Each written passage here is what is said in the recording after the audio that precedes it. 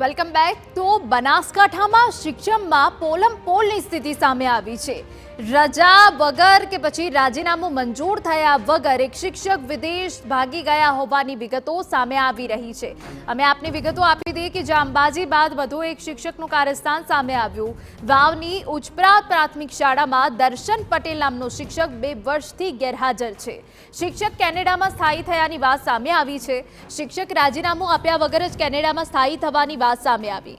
શિક્ષક વિદેશમાં રહીને પણ પગાર પચાવી રહ્યાનો આક્ષેપ થયો છે। શિક્ષક ગેરહાજર રહેતા બાળકોની શિક્ષણમાં નુકસાન થઈ રહ્યું છે। સ્થાનિક આચાર્ય અને ગામ લોકોની રજૂઆત છતાં પરિણામ શૂન્ય છે। જિલ્લાના શિક્ષણ અધિકારીઓ ગામ લોકોની રજૂઆત ન સાંભળતા હોવાની રાવ છે। વાલીઓ અને શાળાના અન્ય શિક્ષકો તરફથી આ અંગે ફરિયાદો કરવામાં આવી છે, પરંતુ હજુ સુધી કોઈ નક્કર કાર્યવાહી નથી કરવામાં આવી। અમારા ગામમાં દર્શન કરીને સાહેબ છે 3 વર્ષથી હાજર રહેતા નથી।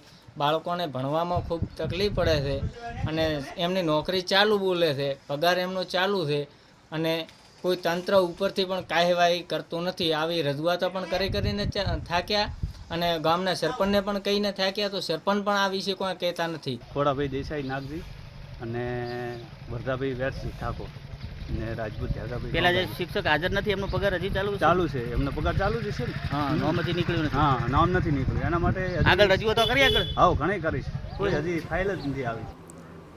તો આ તરફ શાળાના પ્રિન્સિપાલનું પણ કહેવું છે કે શરૂઆતના સમયમાં અનેકવાર વોટ્સએપના માધ્યમથી રાજીનામું આપવા સમજાવવાનો પ્રયત્ન કર્યો, તેમ છતાં તેઓ રાજીનામું નથી આપી રહ્યા।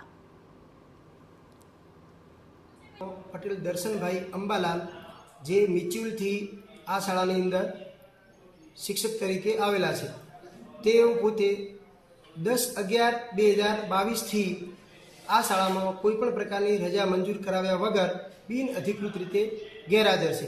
છેલ્લે એ ભાઈ અહીંથી ગયા ત્યારે મેં એમને ફોન કર્યો, તો એમને ફોન લાગતો ન હતો, એટલે એમને મેં વોટ્સઅપ કોલ કર્યો।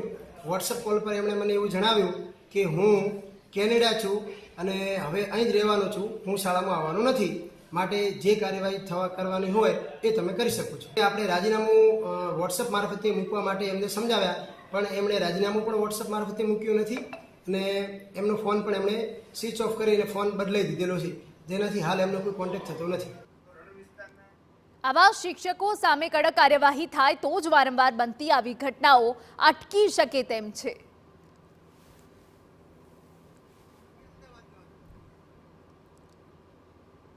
સમાચારમાં આગળ